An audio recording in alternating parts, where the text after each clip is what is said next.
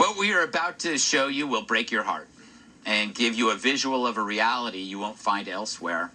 This is David Dorn in his very last moments on Earth. He's bleeding to death on a sidewalk in front of a looted shop. He's a former police captain protecting a store. His name, David Dorn. He was 77. His death filmed on Facebook Live. He was a black man, a family man, a good man. Black lives matter, but not to looters, rioters, and agitators. Shall we blame this on systemic racism? Who shot him? Who knows? A stranger? Maybe Seth Rogen or Patton Oswalt already bailed him out. Here are words from Mr. Dorn's family. It was censored over TVs, over stuff that's replaceable. And they're forgetting the real message for the protests and the positiveness that's supposed to come out of it.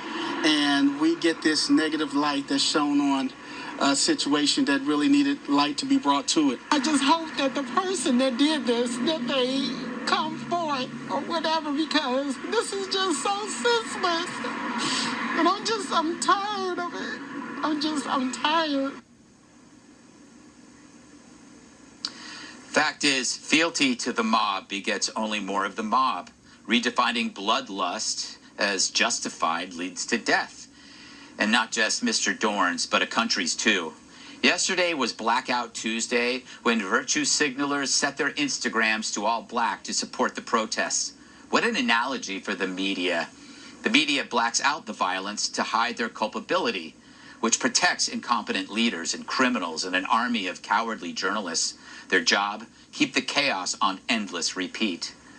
Maybe Mr. Dorn's death can change things. Maybe we can protest loudly in his name and loudly demand action. It's time, because there's no Superman coming to save the day for us. There's no one but us. And to quote a CNN anchor, who says protest needs to be peaceful? Please, show me where it says that protests are supposed to be polite and peaceful, because I can show you that outraged citizens are the ones who have made America what she is and led to any major milestones. Be honest, this is not a tranquil time. No thanks to you. As cities are ravaged, he says protests don't have to be peaceful. Chris, I invite you to meet me in my neighborhood to see what outrage created. The ravaged stores, the dead-eyed looks from people trying to salvage what's left of their lives.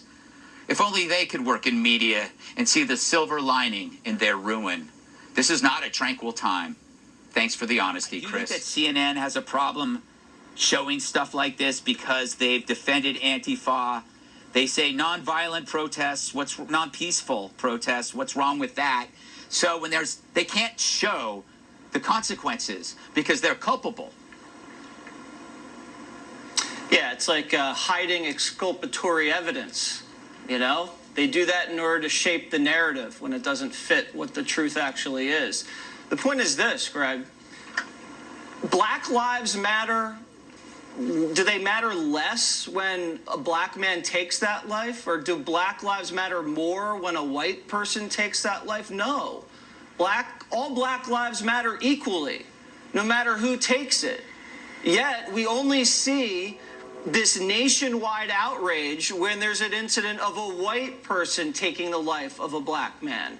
And that's done, and you've talked about it, we've talked about it, by the Democrat media, corporate power structure, and they do that to divide, they do it for profit, they do it to distract so they can put their hands in people's pockets and keep their positions of power.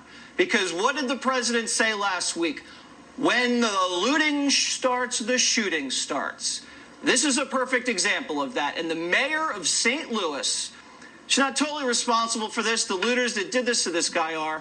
But she didn't protect the community from these looters. And that's what happens when there's looting. There's death. So that's on her to a certain extent.